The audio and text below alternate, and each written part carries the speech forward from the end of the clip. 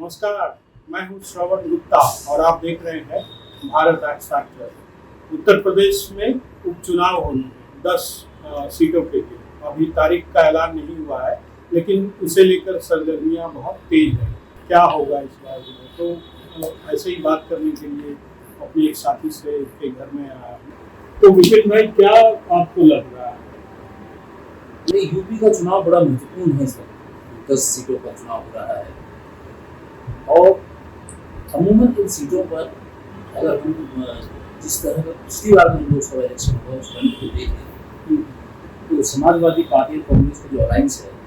वो भारी पड़ सकता है। लेकिन इधर जो है बीएसपी ने जिस तरह की घोषणा की तो पूरे दमखम के साथ 10 सीटों पर उतरेगी, तो ये मुमकिन है कि जो दलित वोट एक अच्छा खासा जो है कांग्रेस की तरफ चला गया था। क्योंकि आपको ये पता होगा पिछले 2019 चुनाव लोकसभा चुनाव में जहाँ बीएसपी को 19% वोट पड़ा था, वहाँ पिछले आम चुनाव में केवल 9% वोट पड़ा। और ये दलित वोट जो है बहुत बड़ी संख्या में जो है ये गठबंधन की तरफ जो इंडिया गठबंधन की तरफ शिफ्ट हुआ है। लेकिन इधर मायावती ने 10 सीटों पर जोर शोर से लड़ने का ऐलान किया है। तो ये थोड़ा सा वहाँ जो एक जातिगत इक्वेशन है, जातिगत जो समीकरण है, उनमें थोड़ा सा बदलाव आ सकता है। कुछ हो सकता है कि इसका फायदा बीजेपी को मिल जाए अगर ये वोट का थोड़ा और बीएसपी का वोट जो है जो शिफ्ट हुआ था, जो दलित वोट जो अति पिछड़ा दलित चाटा वोट जो शिफ्ट हुआ था जो गठबंधन के साथ, तो हो सकता है कि कुछ में से काफी वोट जो है अगर मायावती की तरफ से सकता है तो ये बीजेपी के लिए एडवांटेज हो सकता है। तो लोग लेकिन कह रहे हैं कि जानबूझ के मायावती, क्योंकि चुनाव के पहले बहुत वोट नहीं रहता था बीएसपी का और कई बार तो लड़ती भी। हाँ, ये लगातार एक मायावती हो, ये आपके कई नेताओं के ऊपर इस तरह के चार्जेस लगते रहे कि ये बी टीम है। और केजरीवाल के लिए भी कई बार कांग्रेस कहते थे कि ये बीजेपी की बी टीम है। इसके अलावा ओवैसी है जो कि लगातार बीजेपी के खिलाफ होते हैं, लेकिन उनको खूब प्रचार चैनलों में खूब प्रचार भी मिलता है। उनको भी यही कहा जाता है कि बीजेपी की बी टीम बीजेपी के हर मुद्दों पर खिलाफ होते हैं। लेकिन क्या होता है कि कहाँ राजनीति में कौन किस जगह खड़ा है, किस प्रकार नुकसान पहुंचा रहा है, वो अहमियत रखता है। अच्छा, ये सेट पैटर्न हो गया है कि जिससे बीजेपी को फायदा होता है उसको बीजेपी का बी टीम या तो कह दो कि सीबीआई। जरूरी नहीं है कि आप बीजेपी की आलोचना कर रहे हो तो आप बीजेपी का फायदा पहुंचा रहे हो। कई बार ये जरूरी नहीं है कि आप कार्यप्रति फायदा पहुंचा रहे हो। तो वहाँ उत्तर प्रदेश के अंदर सबसे बड़ी बात ये है कि थोड़ा मॉरल बूस्ट है एक पोजीशन का। दूसरी बात की वो जो जरूरत है खासकर उत्तर प्रदेश में, तो एक मोदी मैजिक था,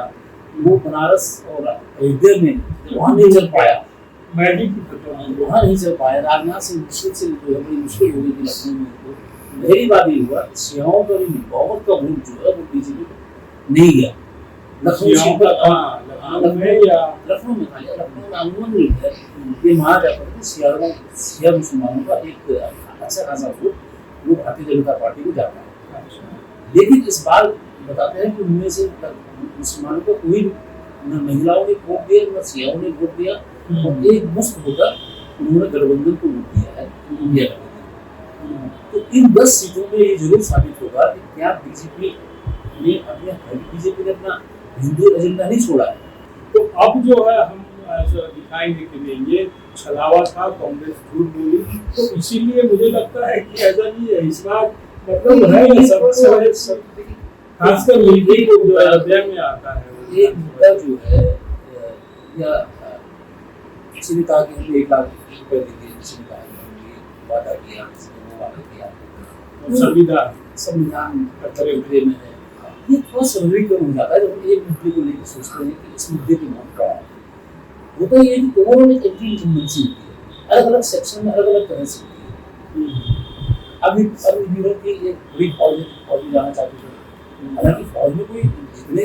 अग्निवीर अगर उनके खिलाफ मुहिम में शामिल हुए हैं, जिन्होंने आर्जनी की है, इन सबको कोई फौज में भर्ती नहीं हुआ था। मुश्किल से 5% लोग भर्ती होते, बाकी 95% लोगों को तो यही हुआ था ना। जितने भर्ती होने जाते हैं सबके सब सिलेक्शन पूरे हो जाता है, लेकिन आंदोलन में तो सब शामिल होते हैं। हाँ, सही बात है। अगर 1000 लोगों को भर्ती में जाना है तो सिलेक्शन तो 50 लोगों का होना है। लेकिन अगर वो भर्ती नहीं हुई 50 लोगों की और भर्ती में रोक लग गई तो आंदोलन तो 1000 लोग करेंगे, जबकि उनको मालूम है कि 50 लोगों को तो रिजेक्ट होना है। तो इसमें भी वही था, इसमें भर्ती में उन्होंने भर्ती रोकी तो इतनी सारी भर्तियां थोड़ी हुई थी नहीं, लेकिन ये सारे मुद्दे चूंकि बहुत विश्लेषण हुआ ना, लोगों ने हर डाटा के साथ अलग अलग सेक्शन में यूपी से बगल में सटा हुआ जो है झांसी और दिल्ली का यूपी वाला जो है उसके आसपास इलाके में कोई फर्क नहीं पड़ा, यही सीटें उसी इलाके में खासकर ये यूपी ईस्टर्न वो जो इलाका है,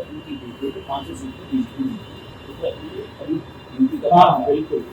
लेकिन वहाँ पे एक चीज आप क्लियर कीजिए कि उत्तराखंड में भी भारतीय जनता पार्टी का वोट परसेंटेज जो वोट है वो करीब 9% गिरा है और इतनी यूपी में भी गिरा है, लेकिन वहाँ 500 सीटें जीत गई क्योंकि वहाँ जो मार्जिन था बीजेपी का, क्योंकि वहाँ स्टेज फाइट है बीजेपी और कांग्रेस की, तो जो बीजेपी का मार्जिन था पिछली बार वो जहाँ 3.5 लाख था वो 1.5 लाख रह गया, मार्जिन कम हो गया, 2.5 लाख मार्जिन कम हो गया, लेकिन जीत गई बीजेपी, जीत गई बीजेपी की 500 सीट, वही 9% वहाँ भी कम हुआ, लेकिन वहाँ मल्टी कॉम फाइट होने से जो 9% वोट हुआ कम हुआ उसमें जो है बीजेपी को नुकसान हुआ 40 सीटों का। तो ये जो है ऐसा नहीं कि वहाँ कोई अलग तरह से सोचा लोगों ने और यहाँ लेकिन इसको ज्यादा हल्ला इन लोगों ने किया है, इसलिए भी बीजेपी में संविधान वाले मुद्दे थे तो कहा है कि नहीं इसी पे जो है गड़बड़ वाले मुद्दे थे और भी कई थे, टिकट टेस्ट नहीं देना, कुछ और इशू संविधान के मुद्दे थे, अग्निवीरता भी था, वो थे किसानों के मुद्दे थे। दूसरी बात ये 10 साल की उनकी कन्वेंसी हुई थी, यूपी बड़ा कॉम्प्लिकेटेड राज्य है, उत्तर प्रदेश के अंदर सबसे बड़ी बात कि मैं जो वहाँ के तमाम ब्यूरोक्रेट्स हैं, तमाम जानकार हैं, उनका ये कहना है कि मोदी ये योगी का जो गवर्नेंस है उसमें कहीं खामियां है, मतलब योगी के नंबर एक योगी कास्ट कॉम्बिनेशन को जो बीजेपी का था उसमें कहीं योगी को जैसे लिखा हुआ है, मसलन ठाकुर लामू में हुए, लेकिन ब्राह्मण एक सबका मैसेज गया उससे, ठाकुरों में भी क्या हुआ, ठाकुरों में भी एक मैसेज गया कि मोदी जो है योगी को काटेगा, तो कहीं मोदी वर्सेस योगी भी एक अलग ट्रेंड था, तो उस वजह से ठाकुरों ने भी एक जो कहते हैं ठाकुरों के वर्ग ने मैंने कहा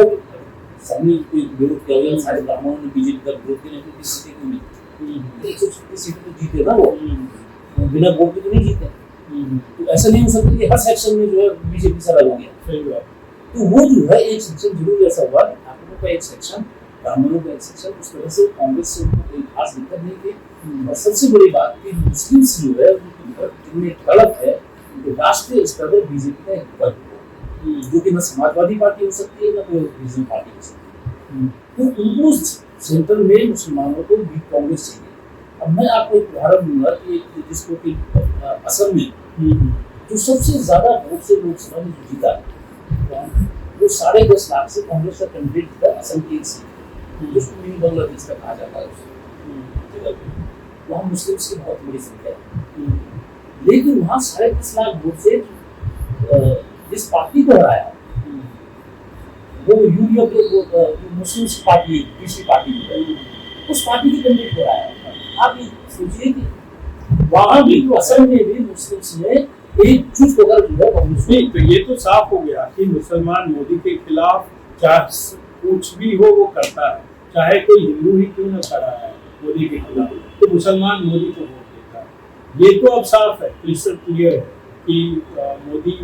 के खिलाफ मुसलमान हर तरह की नहीं बटेगा, मतलब ये नहीं हो सकता में कि कोई चाहे हिंदू ही क्यों न नहीं, हाँ हिंदू खड़ा अगर होगा माना कांग्रेस पार्टी से और कोई मुस्लिम खड़ा हो जाए बीएसपी से या बीजेपी से कोई और खड़ा हो जाए तो मुस्लिम बीएसपी के मुस्लिम कैंडिडेट को नहीं देगा, वो कांग्रेस के हिंदू कैंडिडेट को देगा। ये तो साफ क्लियर कर रहे हैं, इसमें बहुत साफ हो गया कि मुसलमान जो है एक वोट करेंगे जो उन्होंने दिखा दिया। तो इस बार क्या लग रहा है, जैसे मिल्कीपुर में बहुत चर्चा है क्योंकि वो अयोध्या में आता है, अयोध्या में 4000 वोट तो बाकी उन्होंने बहुत कर दिया 4,000 वोट कोई मायने नहीं 4,000 वोट बहुत छोटा वोट है। और वो तिवारी जी सीट से चुनाव लड़ते थे कानपुर जिले की क्या रामनगर सीट थी वो इसमें वो 90,000 से चुनाव जीते एसएमसी में तो जो बड़े नेता हैं वो 4,000 वोट से जनता पूछते हैं कि हम 5 सिंगल में लाइन के सिंगल में 4,000 से जीते ये मंदिर बनने की जीत थी 4,000 वोट बहुत छोटा बहुत कम और वो अयोध्या के आसपास कोई आपका खास ज़्यादा है जो कि बाकी हिस्सों में नहीं है फैजाबाद में जैसे मुसलमानों की संख्या ज़्यादा है तो वो जो है वो सारे फैक्टर वहाँ पे हैं लेकिन 10 सीटों में जरूर है इस बार कि बहुत कांटे की टक्कर होगी और एक साफ है कि बीजेपी ने अपने जो हिंदू कार्ड है उससे वो अभी दिला दी तेज हो गया है बीजेपी बहुत तेज हुआ है इस तरह से कांवरिया वाले जो जिस तरह से उसको वर्षा ये बढ़ावा दिया गया जिहाद जिहाद हुआ ये मुद्दे ऐसे तो वो जो है प्लस वो अधिकारी और पार्टी कार्यकर्ता उसको लेके टाइट किया तो तमाम आरोप लगे कि भाई कार्यकर्ताओं की नहीं सुनी जा रही तमाम तो योगी बाबा का क्या इसमें कुछ एक्स्ट्रा एज है पिछली बार क्या हुआ पिछली बार क्या हुआ कि ये भी चला बीजेपी के अंदर कि सारे टिकट जो है अमित शाह बांट रहे योगी के लिए सुनाएंगे और योगी और कहीं अमित शाह सीटों में बंटवारे को लेकर टिकट बंटवारे को लेकर कहीं योगी को नाराजगी नहीं है अंदर खाने लेकिन इस बार क्या है कि इस बार 10 के 10 सीट पे योगी को एक फ्री हैंड दिया गया वो योगी ने उनमें अपनी एक इंचार्ज बना लिए कौन को देखेगा किसी को कौन देखेगा इससे पहले तो योगी वर्सेस जो है जो डिप्टी सीएम वो मौर्य केशव प्रसाद मौर्य ब्रजेश पाटिल जिस तरह का नहीं वो सब तो हो गया इस पे तो बहुत चर्चा हो गई तो वो जो है उसका अब ये है कि टोटल योगी के ऊपर छोड़ दिया गया अगर योगी 10 सीटें नहीं जीतता तो योगी की दिक्कत है और योगी अगर सीटें निकालता है तो योगी को नहीं पर अब क्या फर्क आएगा योगी के लिए अब देख टोटली योगी के हाथ लोकसभा और अभी बीच का जो आप इसको हटा दें अब उसमें कहाँ से योगी ने योगी का एजेंडा वही है योगी अपने एजेंडे पे कायम है योगी जो है